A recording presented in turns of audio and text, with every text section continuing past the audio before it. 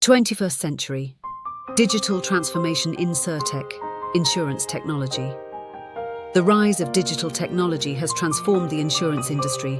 Insurtech companies use data analytics, artificial intelligence, and digital platforms to offer personalized, user-friendly insurance products. These innovations have made it easier to purchase policies, file claims, and assess risks. Microinsurance. In developing countries, microinsurance has gained popularity as a way to provide affordable insurance to low-income populations.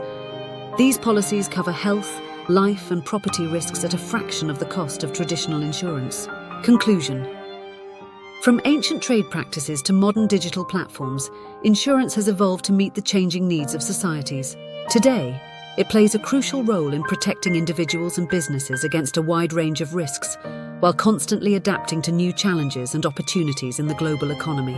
Thank you for watching this video. Please like, share, and subscribe this channel.